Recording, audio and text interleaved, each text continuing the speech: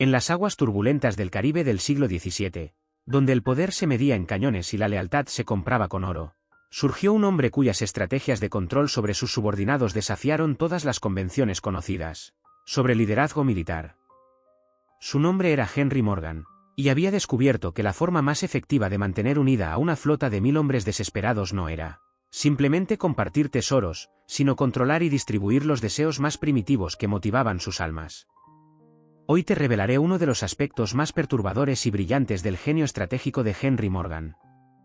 Un sistema de control social tan sofisticado que transformó flotas enteras de criminales independientes en máquinas militares disciplinadas, utilizando los instintos más básicos del ser humano como herramientas de cohesión y obediencia absoluta.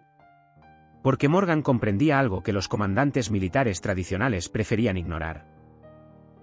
Que los hombres que habían elegido la vida pirata no respondían únicamente a amenazas de violencia o promesas de riqueza. Necesitaban sentir que formaban parte de algo más grande que ellos mismos. Una hermandad donde los placeres más intensos eran compartidos según reglas que garantizaban que ningún individuo pudiera acumular ventajas que amenazaran la unidad del grupo. Es el año 1665. Henry Morgan ha reunido la flota pirata más poderosa que el Caribe haya conocido jamás. Más de 30 barcos y 2000 hombres de todas las nacionalidades, unidos únicamente por su rechazo a la autoridad convencional y su sed de aventura y fortuna. Pero Morgan enfrenta el problema que ha destruido incontables expediciones piratas, como mantener disciplina y lealtad entre hombres que, por definición, han rechazado toda forma de autoridad tradicional. Su solución fue revolucionaria y perturbadora. Mientras otros capitanes intentaban controlar a sus hombres mediante jerarquías rígidas o distribución desigual de recompensas, Morgan desarrolló lo que solo puede describirse como un comunismo hedonista, donde los placeres más codiciados eran distribuidos según principios que él mismo establecía y modificaba según las necesidades estratégicas del momento. El sistema comenzaba con un principio fundamental que desafiaba todas las expectativas sobre privilegios de liderazgo. Ningún hombre, independientemente de su rango o contribuciones, tenía derecho exclusivo a la compañía femenina. Todas las mujeres capturadas durante las incursiones, desde nobles españolas hasta sirvientas africanas, se convertían en propiedad colectiva de la expedición, distribuidas según rotaciones cuidadosamente calculadas que Morgan supervisaba personalmente. Imagina las implicaciones psicológicas de este sistema. Piratas que habían arriesgado sus vidas en combates individuales, que habían demostrado valor excepcional o liderazgo natural, descubrían que sus hazañas no les otorgaban privilegios exclusivos sobre las recompensas más deseadas. Pero tampoco eran excluidos o castigados por fracasos temporales.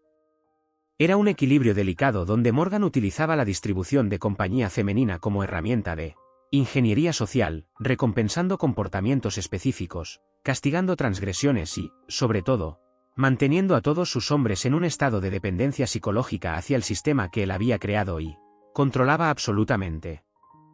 Los documentos que han sobrevivido de las expediciones de Morgan describen procedimientos que desafían la comprensión moderna. Cada mujer capturada era evaluada no solo por su belleza física, sino también por habilidades específicas. Educación, idiomas hablados, conocimientos médicos, habilidades culinarias, incluso talentos artísticos. Era como crear un inventario detallado de recursos humanos donde cada característica tenía un valor específico. En el sistema de intercambio que Morgan había establecido, las mujeres más valiosas, aquellas que combinaban belleza excepcional con educación refinada o habilidades especiales, eran asignadas a rotaciones que incluían únicamente a los oficiales más importantes. Pero incluso estas asignaciones cambiaban constantemente, asegurando que ningún individuo desarrollara vínculos emocionales exclusivos que pudieran comprometer su lealtad hacia la expedición colectiva. Otras mujeres eran asignadas a grupos específicos de marineros, organizados según criterios que Morgan modificaba constantemente para prevenir la formación de camarillas o alianzas que pudieran desafiar su autoridad.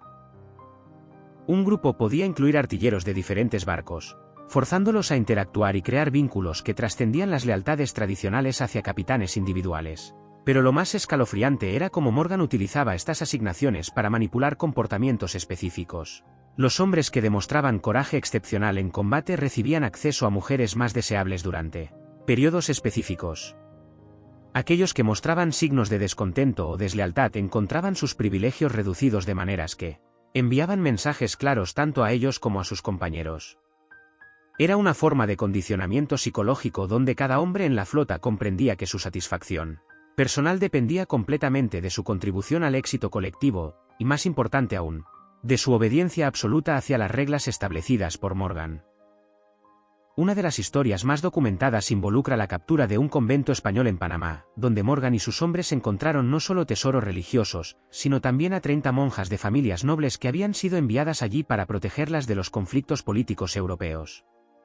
La situación presentaba desafíos extraordinarios que revelaron el genio manipulador de Morgan. Las monjas representaban un dilema complejo. Su valor como rehenes era incalculable debido a sus conexiones familiares, pero su presencia también creaba tensiones religiosas y morales entre piratas que, a pesar de su vida criminal, mantenían ciertos escrúpulos espirituales. Morgan necesitaba encontrar maneras de utilizar esta situación para fortalecer la cohesión de su flota en lugar de permitir que creara divisiones. Su solución fue típicamente brillante y perturbadora. Estableció que las monjas serían protegidas por grupos rotativos de sus hombres más confiables, pero bajo condiciones extraordinariamente específicas que transformaban esta protección en una forma sutil de control social. Los grupos asignados competían por demostrar su capacidad de mantener a las cautivas cómodas y seguras, convirtiendo lo que podría haber sido una fuente de conflicto en una oportunidad para demostrar disciplina y responsabilidad. Pero Morgan había creado capas adicionales de complejidad. Las monjas, mujeres educadas y sofisticadas, fueron gradualmente involucradas en las operaciones administrativas de la flota.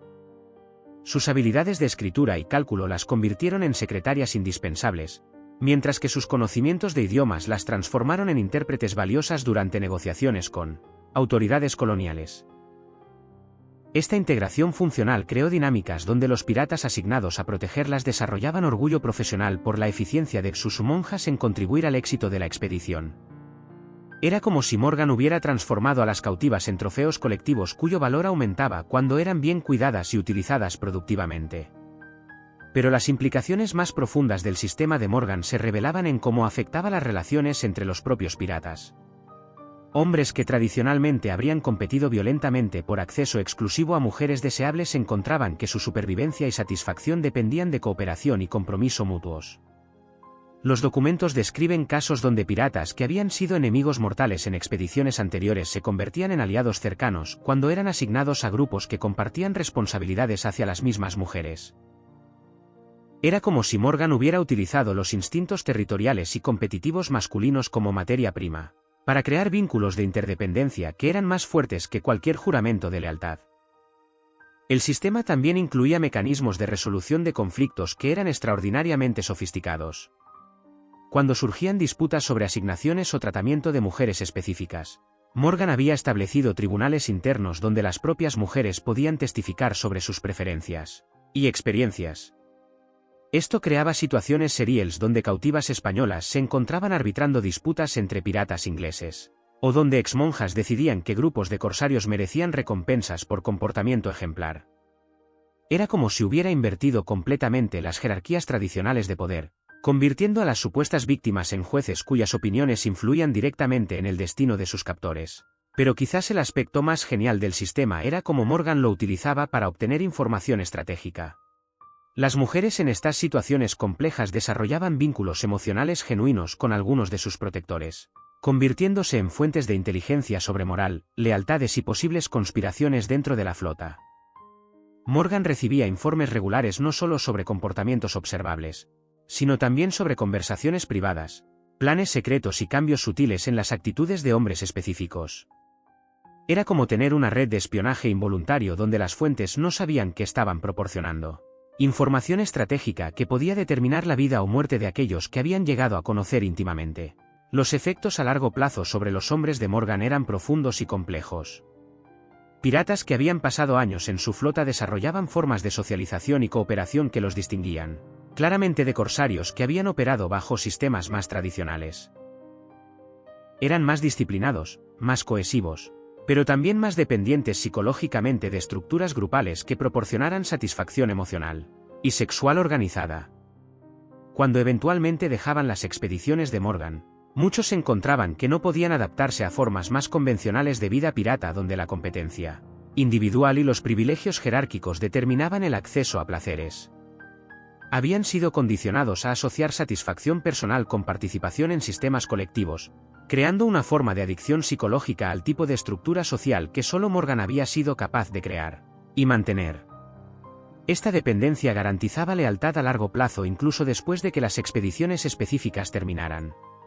Exmiembros de la flota de Morgan se convertían en reclutadores y propagandistas, atrayendo nuevos piratas con descripciones de un sistema donde los placeres eran más intensos precisamente porque eran compartidos según principios de justicia calculada.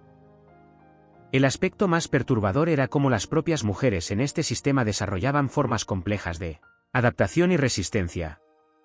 Algunas aprendieron a manipular las rotaciones y asignaciones para obtener protección de hombres específicos que habían demostrado ser menos violentos o más generosos. Otras desarrollaron alianzas secretas entre ellas, creando redes de apoyo mutuo que les permitían navegar un sistema donde oficialmente no tenían poder, pero donde informalmente podían ejercer influencia considerable. Los registros más extraordinarios hablan de casos donde mujeres se convirtieron en consejeras no oficiales de Morgan, utilizando su acceso único a información sobre la moral y lealtades de diferentes grupos para influir en decisiones estratégicas. Era como si hubieran transformado su victimización en una forma especializada de poder político, convirtiéndose en elementos indispensables para el funcionamiento del sistema que las había esclavizado. Cuando Morgan eventualmente fue nombrado gobernador de Jamaica y abandonó la piratería, intentó desmantelar gradualmente el sistema que había creado. Pero descubrió que había generado dinámicas sociales que eran más fuertes que su capacidad individual de controlarlas. Los hombres y mujeres que habían participado en sus expediciones habían desarrollado formas de relación y cooperación que continuaron desarrollándose independientemente de su supervisión directa.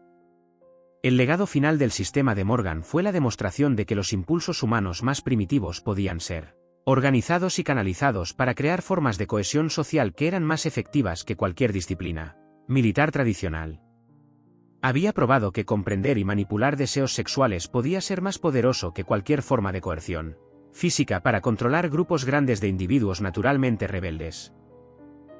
Sus métodos influenciaron generaciones posteriores de líderes militares, empresarios criminales, incluso reformadores sociales que reconocieron que los principios fundamentales podían ser adaptados para contextos donde la motivación convencional era insuficiente para lograr cooperación voluntaria. La historia de Henry Morgan nos recuerda que el liderazgo más efectivo a menudo requiere comprensión profunda de las motivaciones humanas más complejas y controvertidas. Que sistemas aparentemente inmorales pueden generar formas de lealtad y cooperación que desafían nuestras expectativas sobre comportamiento grupal bajo condiciones extremas. ¿Te atreves a explorar más secretos sobre las estrategias de control social más controvertidas de la historia pirata? Suscríbete y acompáñanos en la próxima travesía por los aspectos más oscuros y fascinantes del liderazgo en situaciones donde las reglas convencionales no aplican. Porque cada decisión de estos capitanes legendarios revela verdades perturbadoras sobre la naturaleza humana que preferimos no examinar demasiado de cerca.